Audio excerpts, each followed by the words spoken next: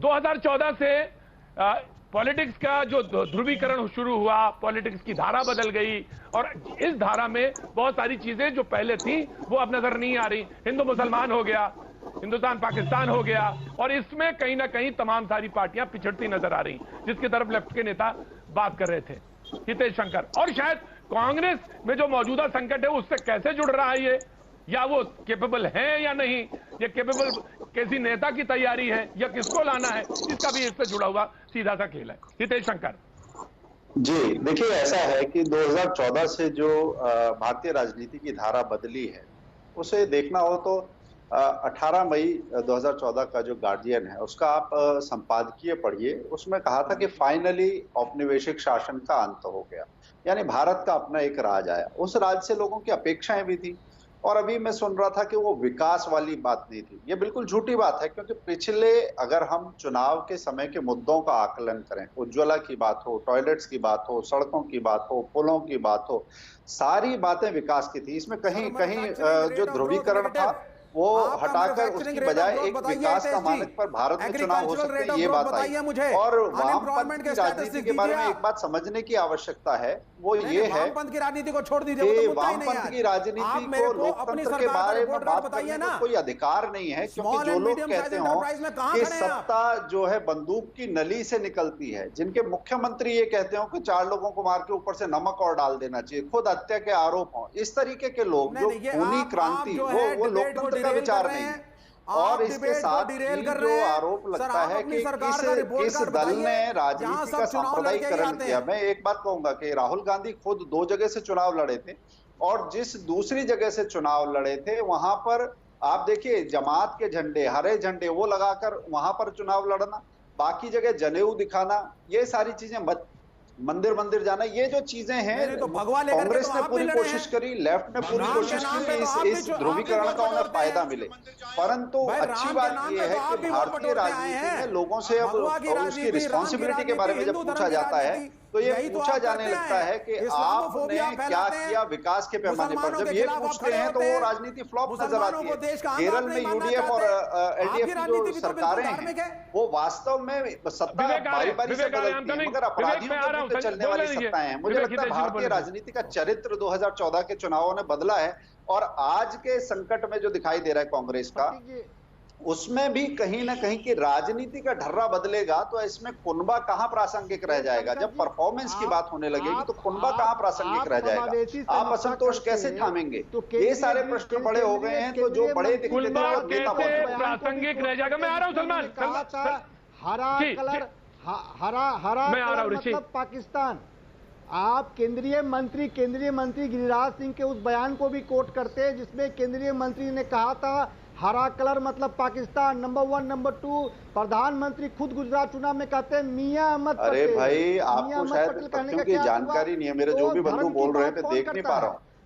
कांग्रेस के ही प्रधानमंत्री थे मनमोहन सिंह और उन्होंने कहा कि देश के संसाधनों पर पहला अधिकार अल्पसंख्यकों का। ये कहाँ लिखा है संविधान में? ये किस तरह की राजनीति है? ये किस तरीके की राजनीति? बीजेपी के प्रवक्ता बैठे हैं, बीजेपी के प्रवक्ता ऋषि बैठे हैं, मनमोहन सिंह जी ने पहली बार बताया था कि बीजेपी के प्रवक्ता बैठे हैं, तो ये जीवीएल नरसिम्हा बैठे हैं, जीवीएल नरसिम्हा। शंकर जी, हितेश शंकर जी आरएसएस विचारक हैं। सवाल ये है, सवाल मैं सवाल रखना चाह रहा था, ब्रेक पे जाना चाह रहा था, लेकिन जीवीएल जवाब आप दे दें। ऋषि मिश्रा ने कोई सवाल पूछा है, जवाब जरूर दे दें, लेकिन मैं ब्रेक पे जाऊं उससे पहले एक सवाल जरूर मैं पूछूंगा। जीवीएल जवाब दे दीजिए ऋषि मिश्रा का।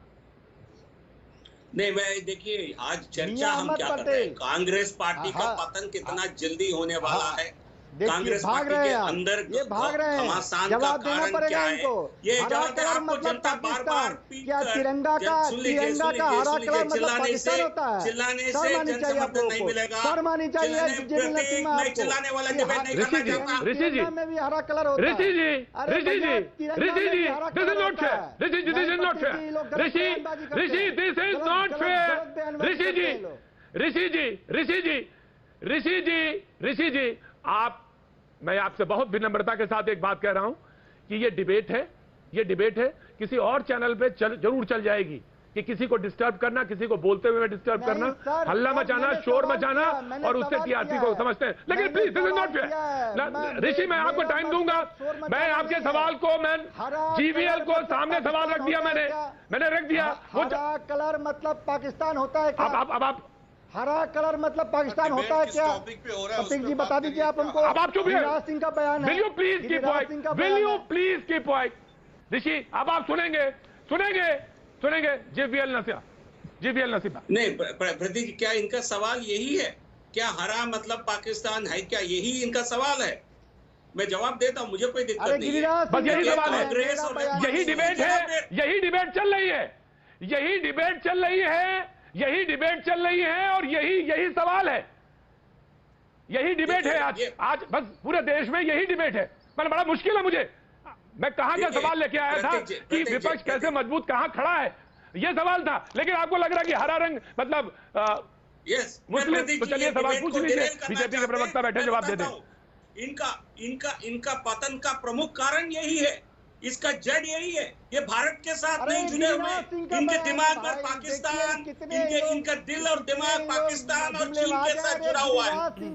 ये केवल चीन और पाकिस्तान के बारे में सोचते हैं, भारत का खाते हैं और चीन और पाकिस्तान का गाते हैं। हम तो तिरंगा ये आपकी आज की अवस्था का कारण तिरंगा में विश्वास करते हैं, तिरंगा को नहीं, आप तो पाकिस्तान का गुण गाते हैं, तिरंगा को, पाकिस्तान का, चीन का। अरे पाकिस्तान के नाम पे तो चुनाव तुम लोग जीतते हो, नहीं है पाकिस्तान के नाम पे चुनाव आप लोग जीतते हो। ये गिरिराज सिंह को समझाते ना, मैं बहुत दुख के साथ, बहुत दुख के साथ, बहुत दुख के साथ मैं एक जीवीएल नसीमा, ऋषि प्रधानमंत्री ऋषि जी, ऋषि परंपरा